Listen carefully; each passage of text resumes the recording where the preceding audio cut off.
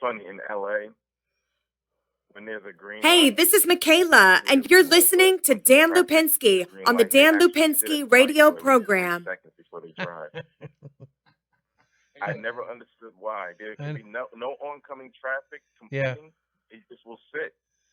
We got a couple intersections here that are like that too.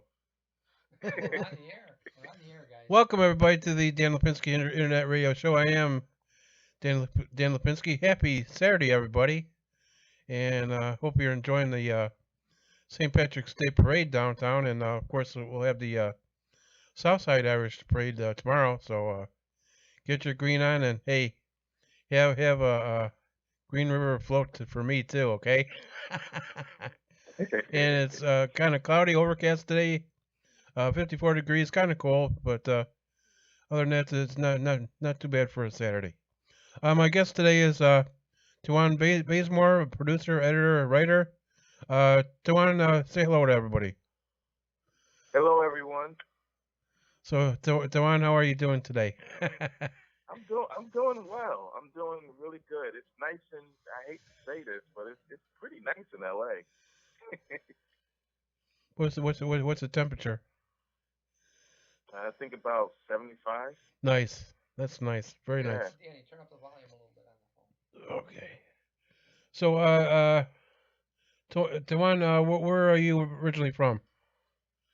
I'm originally from Paterson, New Jersey. Okay. However, I spent some years living in South Orange, New Jersey, before moving out to Los Angeles. Okay. How long have you been out in Los Angeles? 12 years. This year made the 12th year. Yeah. How you like living out there? Okay. Yeah. Let me try to make this as short as possible. LA is a strange fruit. Yeah. 50% of the time you like it. I would say 10% of the time you don't understand it, and the other 40% you don't like it. Okay. Okay. So, what made you get interested into doing filmmaking? You know, this happened a long time ago. I don't know how many times you may have heard that answer, but it's so true. I was in a movie theater and I was watching this horror film called Mother's Day. Yeah. And the movie scared the heck out of me.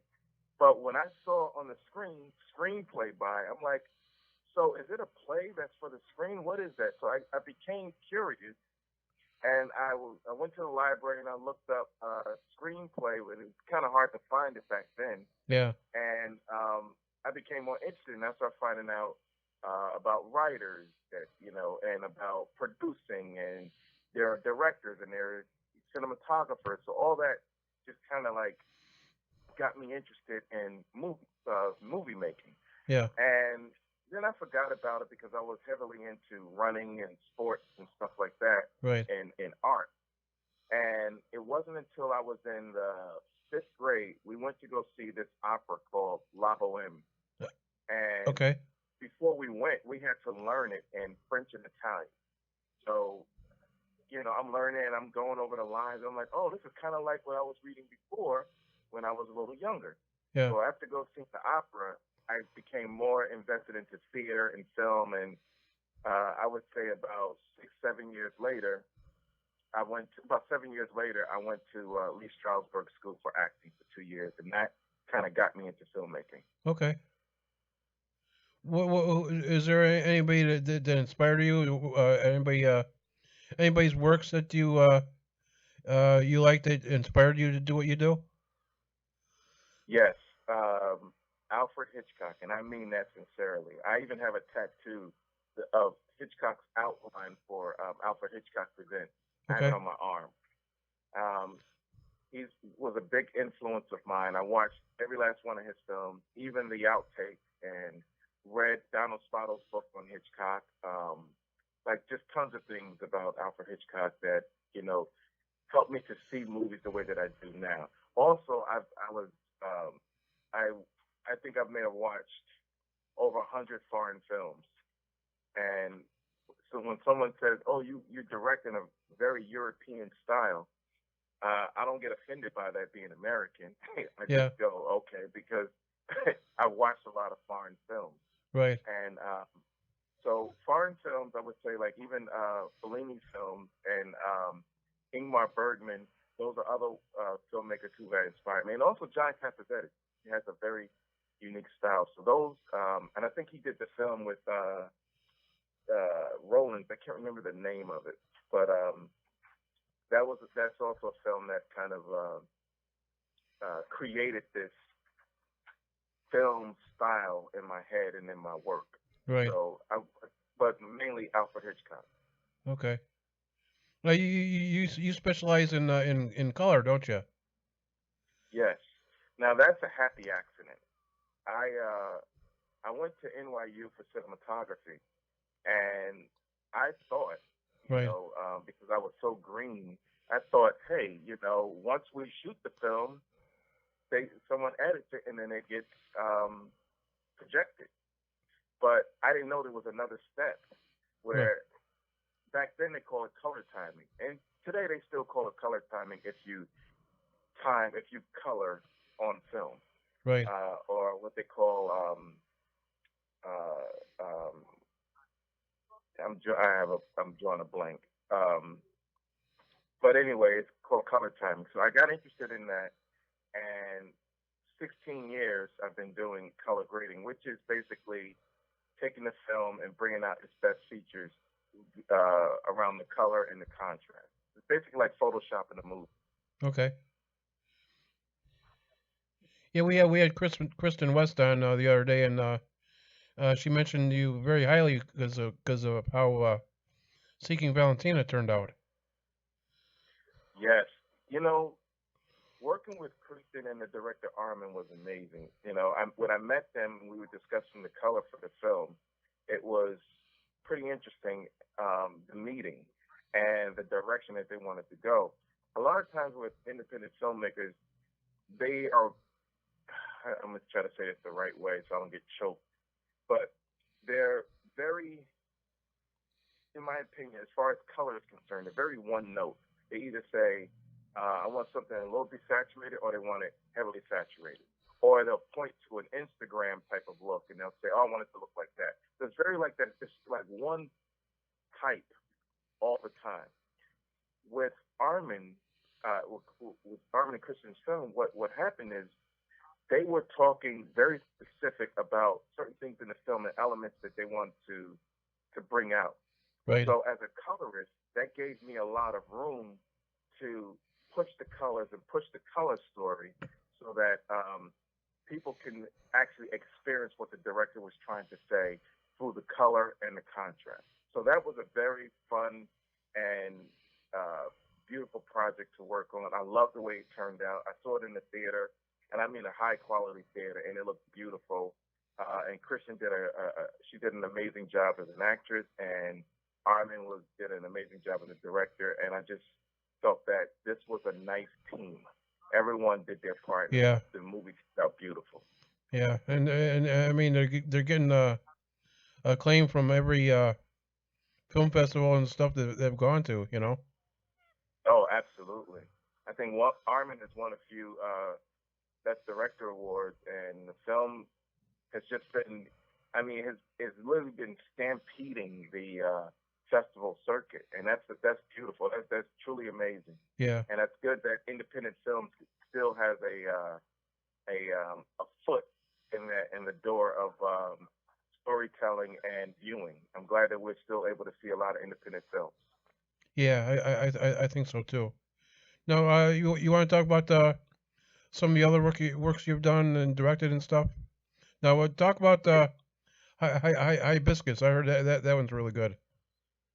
Well, Hibiscus was another happy accident. Yeah. The writer and the producer of the film, we worked together before. I color graded his, I won't say his first film, but his first film that he pushed. And so he was going to bring me on as a colorist. We were talking back and forth and about the look and what cameras and stuff that he might want to use. and I gave him some suggestions. And then what ended up happening is he hired me as a cinematographer.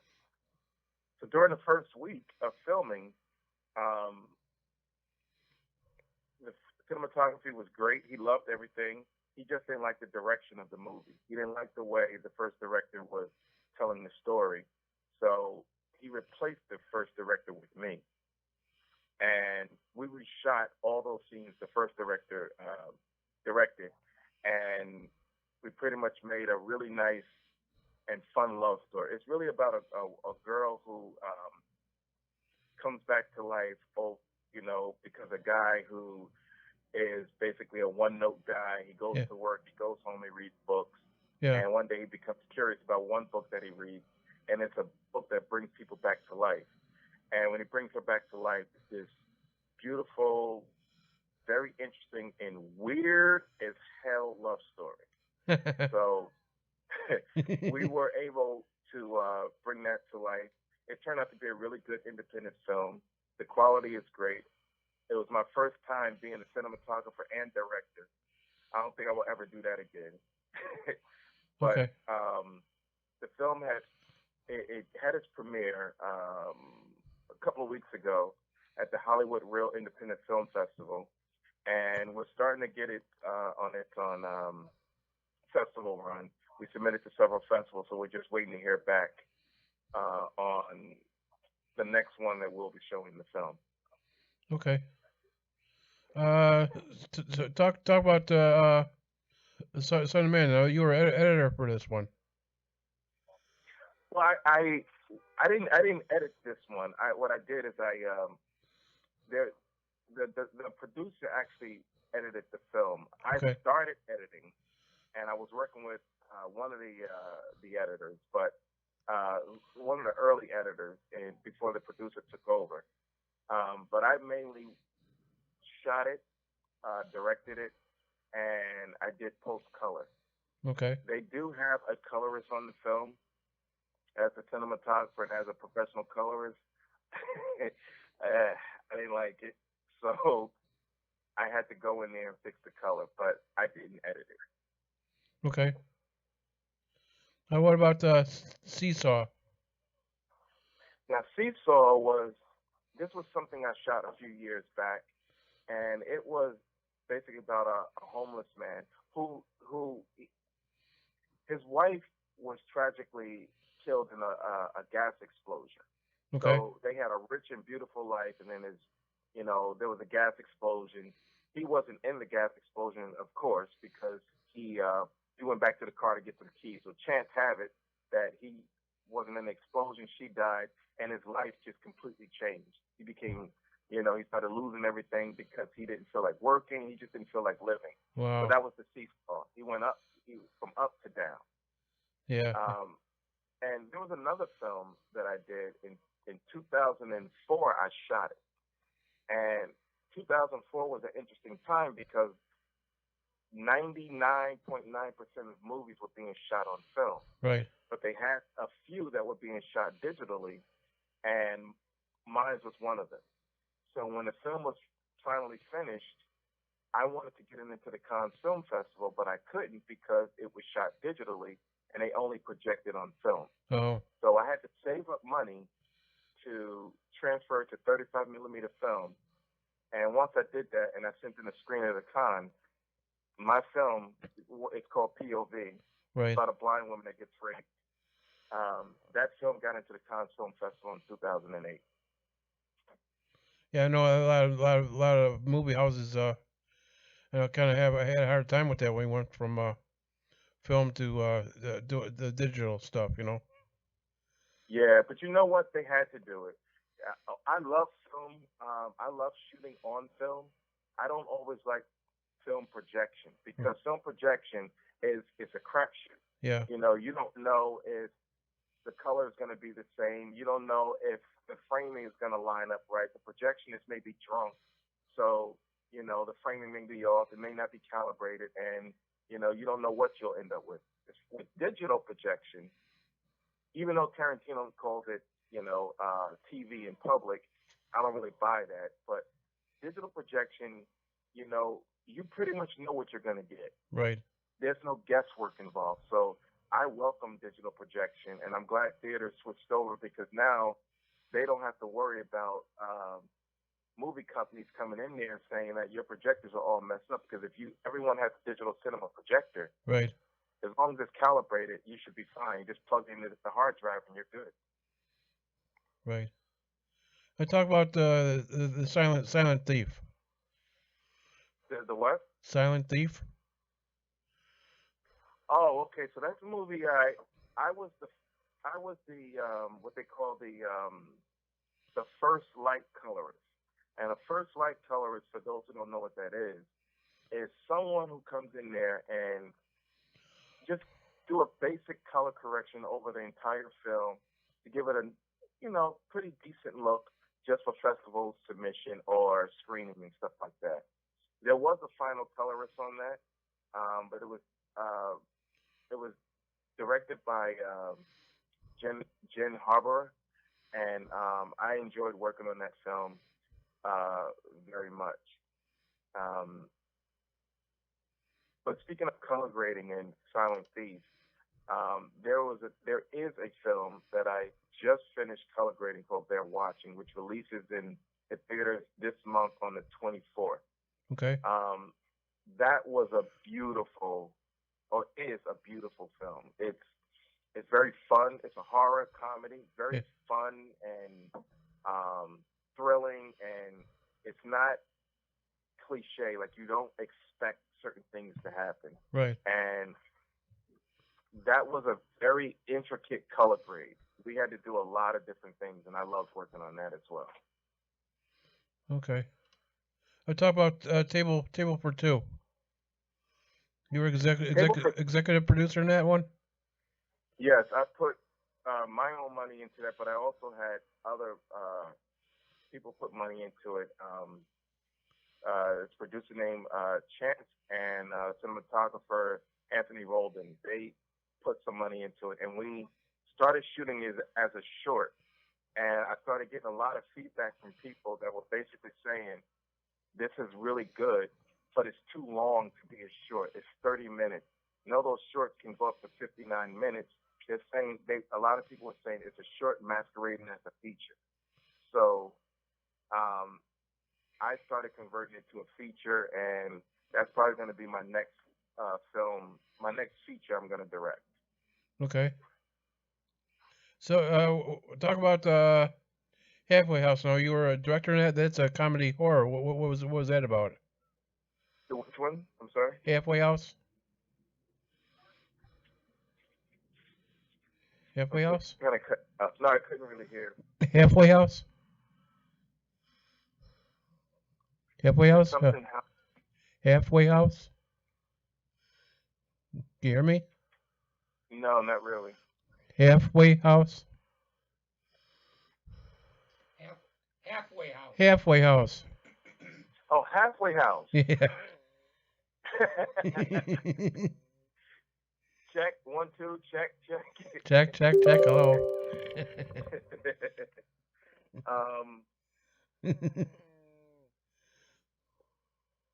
That's must be a new project. I don't have that. Oh, okay. Do you want to make mention of anything you're currently working on? Well, right now I'm going to be shooting a short, which is very, very, very, I would say,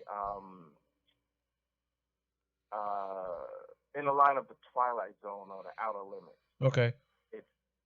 It's called Sound, and it's about a woman who slowly gets her hearing back, and then she gets tortured by it, where everything just becomes louder and louder and louder until it's unbearable.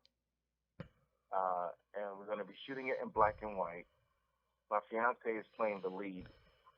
She's the deaf woman in the story, and we're going to be shooting it over 4 days. It's so much.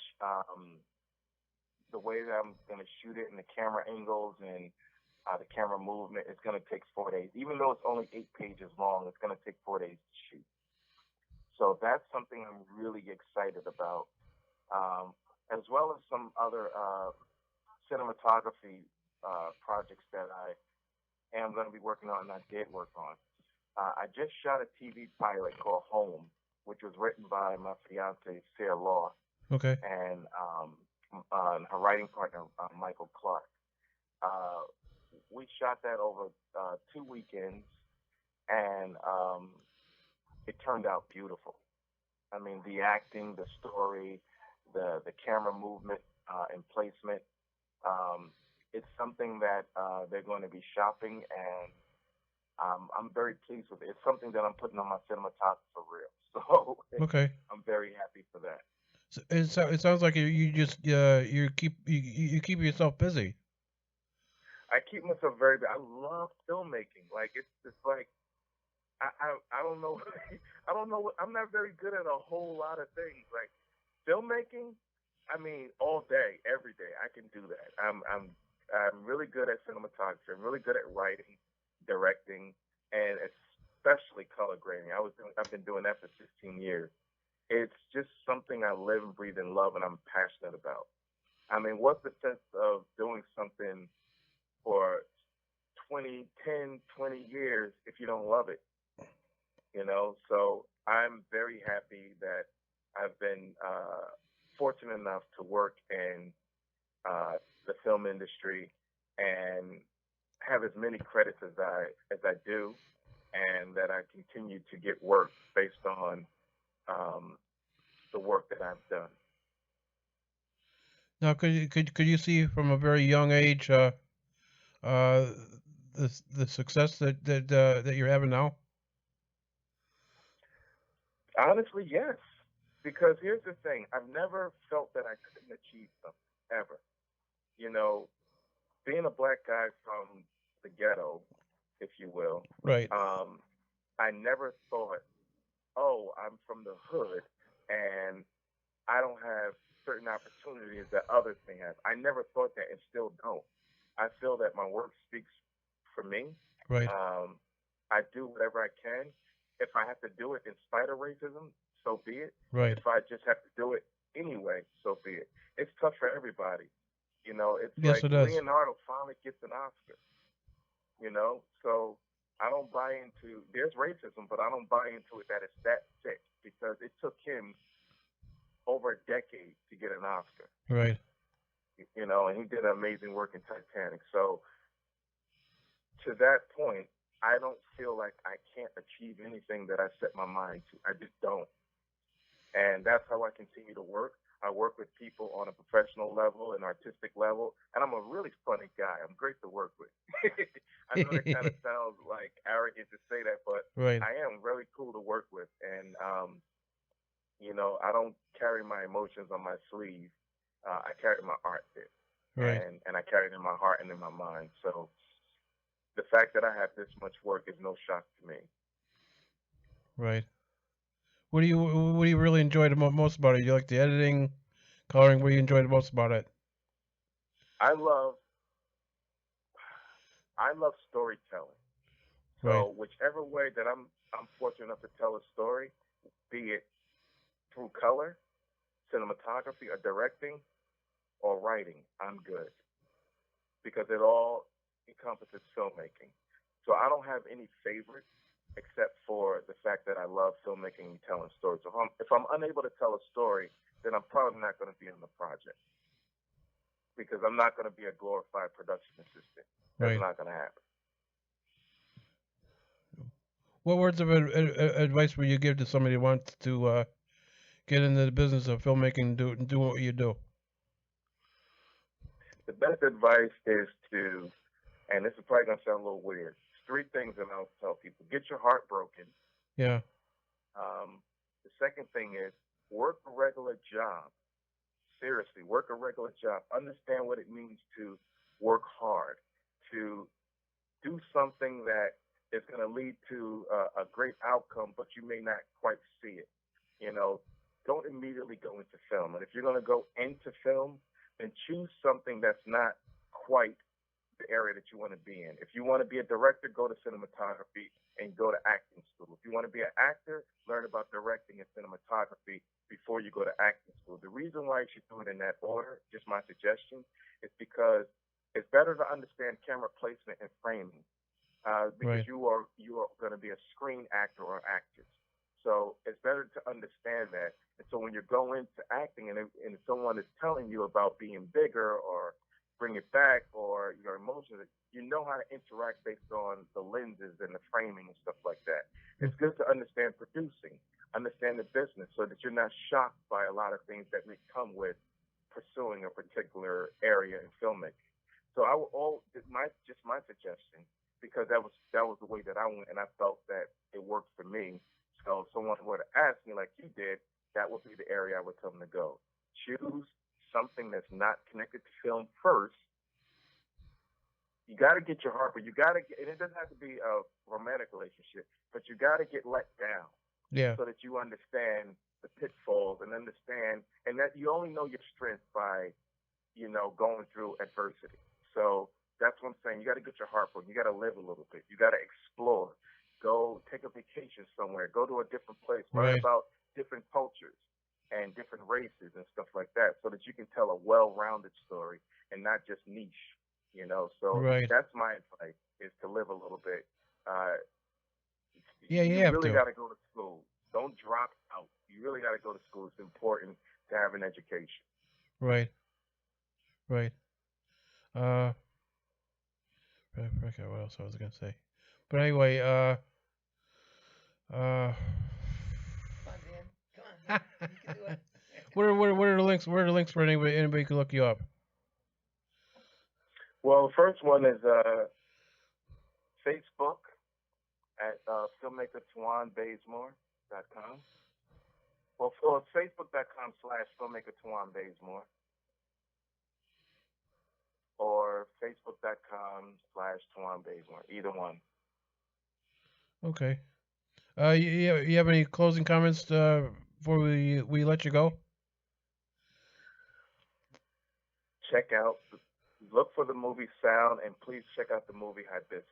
And the other thing I want to say is and thank you so much for continuing to promote independent filmmaking on your show and to get people to come on here and talk about their projects. It's very important, and I definitely appreciate it. And lastly, please check out the film They're Watching on March 24th. It's going to be in select theaters in LA, Chicago, New York, pretty much all the major cities. It's a very fun and great movie. And you get to see my work on the big screen. Cool. Cool. Right. Look forward to that. Look forward to anything else you come out with too, because like I said, especially in independent film. I mean, look how much entertainment now is more individualized, especially with your little iPhones and stuff. I'm waiting for Apple to unveil their new motion picture digital cinema camera. The only reason why I'm saying that, not that they've announced it or anything, Right. because they keep upgrading their cell phones to have better video quality, and they're getting people to shoot movies on their iPhone. Right. And they're having apps made for the iPad that you can have a clapboard, there's editing, there's color grading on the iPad. Apple is doing something in secret, I believe, and they may unveil their new digital cinema camera and they're testing out the filmmaking community by way of the iPhone. That's what I think. Yeah. Yeah. You heard it here first.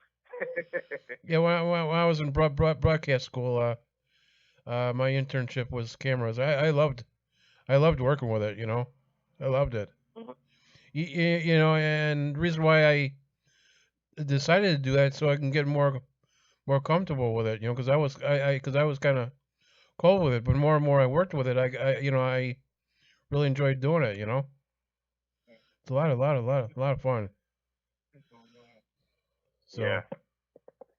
So, Tawan, I want to thank you for being on with me this afternoon. It was very nice talking to you, and hopefully we'll have you on again, and we'll keep in touch. And much success to you with everything you do. Really, Thank you so much. I greatly appreciate it. It was a lot of fun, and I just appreciate this time. Thank you.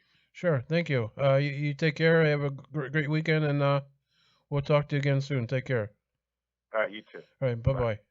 All right. That was Tawan Bazemore, producer, editor, writer, and I hope you enjoyed that interview.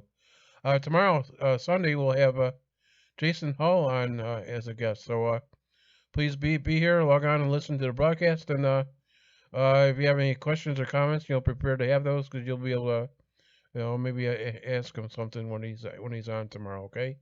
And while you're at it, look at the bottom, right down there somewhere under the screen here. Look for subscribe and click on subscribe. And just remember, when you subscribe, you're not being charged nothing. But when you subscribe, you'll get notices when we're going to do the broadcast, and plus more subscribers we get ad revenue from Google too. Because we let Google run ads on our page, so every little bit helps. Also, I have a Patreon account, and if you want to donate to the show, it'd be very much appreciated, $1 or more. And I hope you have a great Saturday. Take care of yourself, but remember this: no act of kindness, no matter how small, is never wasted. So be good to yourself. Let at least one person know you love them. And we'll see you tomorrow. Please be here. Take care. Bye-bye.